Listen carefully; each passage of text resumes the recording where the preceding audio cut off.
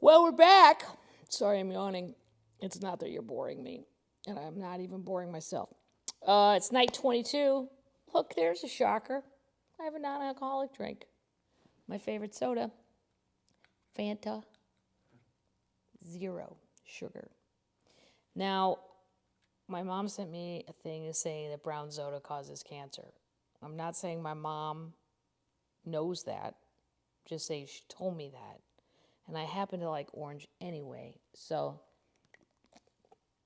I do love a Diet Coke every now and then, though, from a gas station. But it's too late, right? I've been drinking Diet Coke my whole life. And Coke as a kid, so whatever. I just happen to like orange soda. Okay, where'd we leave off?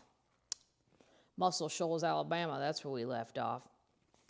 She's talking about the music industry and nobody knowing what they're doing. I didn't pay much attention to those discussions at the time, though. I was far more... Wait. I already did, sorry. Oh, yeah, okay. Her mother's still back in Phoenix. They all went to Muscle Shoals, Alabama, but they couldn't afford the extra plane ticket.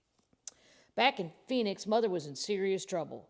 Soon after we'd left, she started bleeding a little vaginally and cramping. She wasn't pregnant, and she wasn't having her period, and she was scared to death.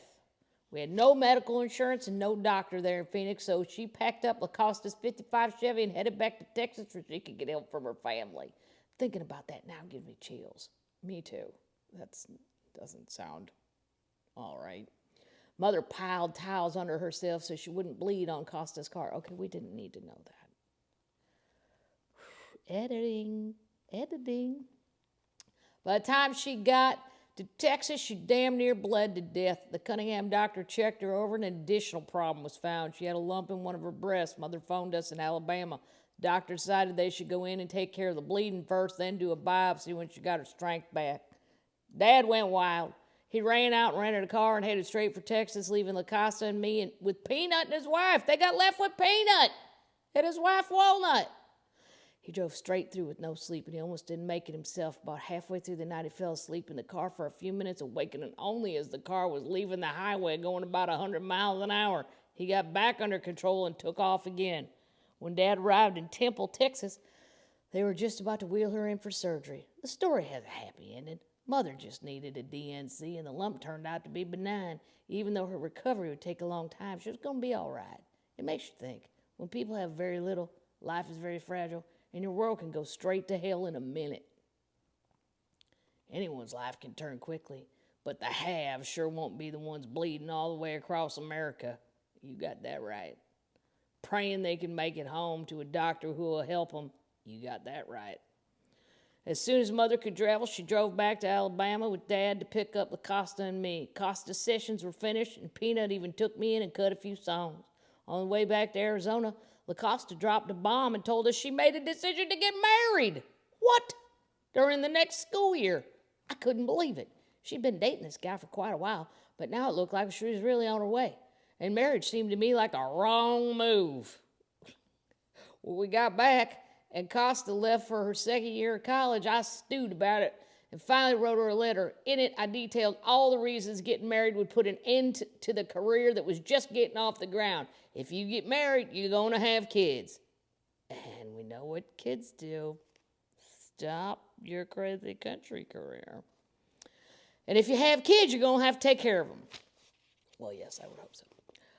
We'd been in Phoenix about 8 months when we heard from Dad's brother-in-law about construction work in Page, Arizona. Dad's sister and her husband had moved to St. George, Utah, just across the border from Page some months earlier. Now, my dad loves to rag me about spreading money around, but this is a case where he did it foolishly and paid dearly for it, as compared to the other incidents we've read about. This must be a doozy. Dad had saved up a little money, and he felt like he was getting ahead for once, so he signed a note for a little trailer house to help them get started on what he hoped would be a new life. Okay, I'm on board so far. I don't see any problems with that. That's responsible. When Dad learned that jobs in St. George were paying $9 an hour, he decided he'd better head up to Utah too.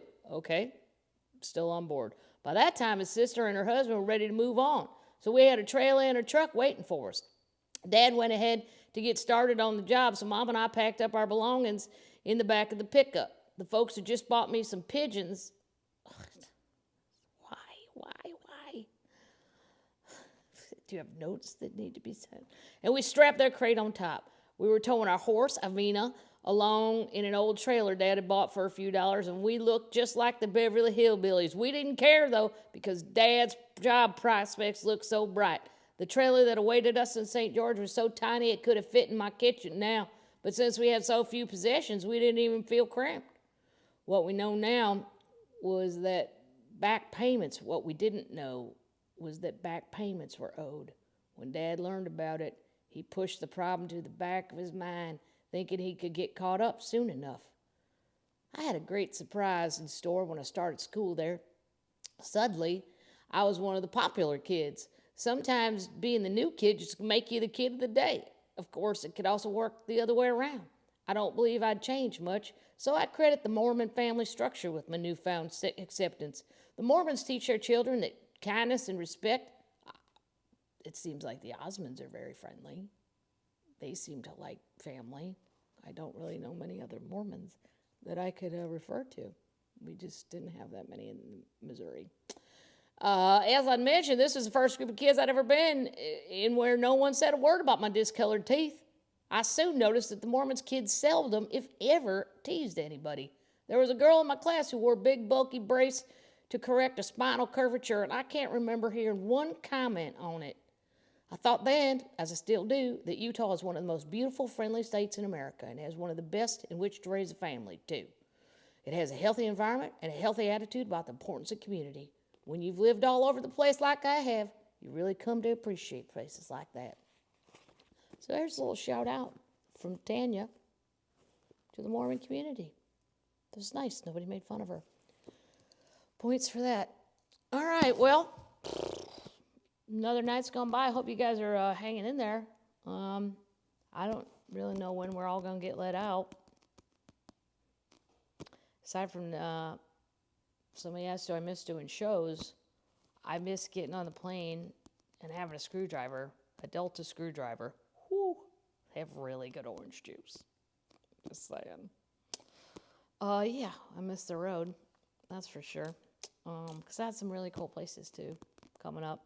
I keep looking at the schedule going, oh, I would have been here tonight. Oh, I would have been in Newark. Oh, I would have been in Reading. Or wherever. It sucks. But, maybe we'll get it all fixed up. That's what Tanya'd say. Keep your head up. Keep your spirits high. Keep your eye on the prize. Just keep moving on. Get Jesus on it. We'll fix it. In the meantime, I'll be right here with my Kroger $12.99 science experiment. See if any tulips pop up.